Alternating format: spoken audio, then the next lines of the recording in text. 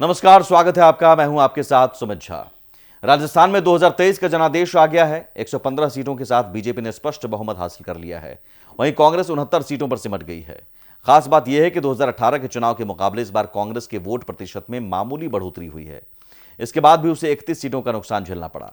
कांग्रेस को उदयपुर, जोधपुर और अजमेर संभाग में बुरी तरह हार मिली है।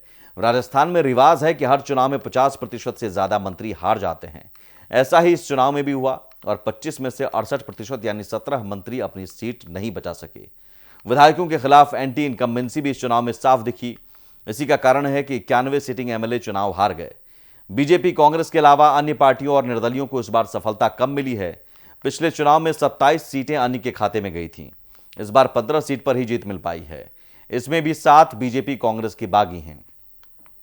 इस चुनाव में गहलोत कैबिनेट के 68% चेहरे हार गए हैं। खास बात यह है कि कई मंत्री बहुत बड़े अंतर से हारे हैं।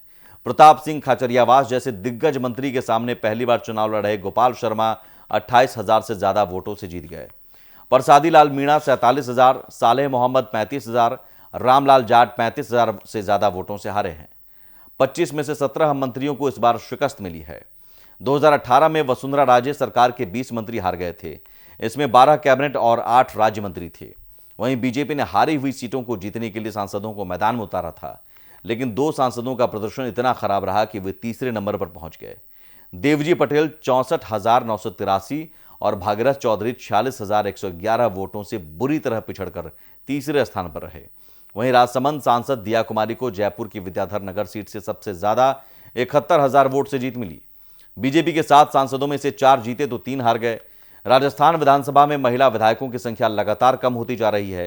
इस चुनाव में सिर्फ 19 महिलाएं ही विधायक बन पाई हैं, जबकि 2008 और 2013 में 28 महिला विधायक थीं।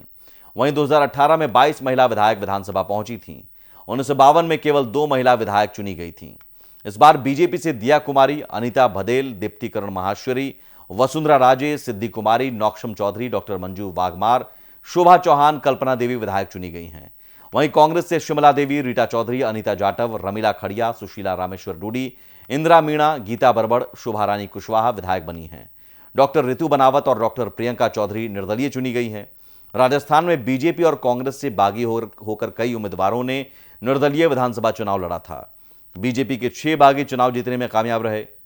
इनमें चंद्रभान सिंह आकिया चित्तौड़गढ़, डॉक्टर रितु बनावत बयाना, जीवाराम चौधरी सांचौर, डॉक्टर प्रियंका चौधरी बाड़मेर, यूनुस खान डिडवाना और रविंद्र सिंह भाटी शिव सीट से जीते हैं।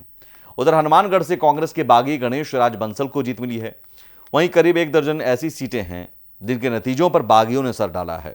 बूंदी में बीजेपी के रूपेश शर्मा, मनोहर थाना में कांग्रेस के कैलाश चंद्र, छाबड़ा में कांग्रेस के बागी नरेश मीणा, शिव में कांग्रेस के बागी फतेह खान चुनाव तो हार गए, लेकिन इन सीटों पर पार्टी का नुकसान जरूर कर गए। चुनाव से पहले पार्टी बदलने वाले कई नेता विधायक बन गए हैं। बीजेपी से कांग्रेस में शामिल हुई शोभा रानी कुशवाहा धौलपुर से फिर विधायक बन गई।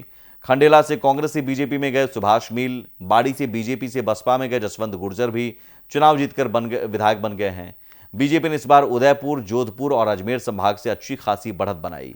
जयपुर संभाग की 50 सीटों में से 26 बीजेपी और 24 कांग्रेस ने जीती है।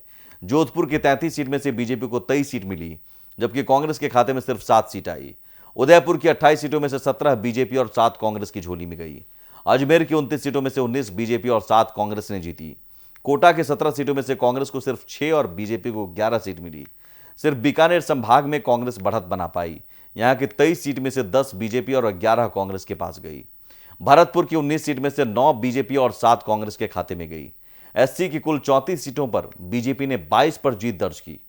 साल 2018 में बीजेपी को 12 ही सीट मिली थी। वहीं कांग्रेस इस बार 11 सीटों पर ही जीत पाई, जबकि साल 2018 में 19 सीट मिली थी। एससी का भाजपा को कुल 43.5% और कांग्रेस को 41.3% वोट मिला। वहीं एसटी की कुल 25 सीटों में से बीजेपी 12 पर जीत दर्ज करने में सफल रही। साल 2018 में बीजेपी को 9 सीट मिली थी, कांग्रेस को 10 सीटें मिली थी, जबकि 2018 में 12 सीटें मिली थीं। एसटी का बीजेपी को कुल 38.5% और कांग्रेस को 35.4% वोट मिला। कांग्रेस ने 15 मुस्लिम प्रत्याशी मैदान में उतारे थे। इनमें 5 जीते और 10 को हार का सामना करना पड़ा। बीजेपी ने एक भी टिकट नहीं दिया था। बीजेपी के बागी यूनुस खान ने डिडवाना से जीत दर्ज की थी। फिलहाल इस वीडियो में इतना ही। और भी वीडियोस के लिए आप जरूर जुड़े रहिए भारत एक्सप्रेस के साथ। नमस्कार।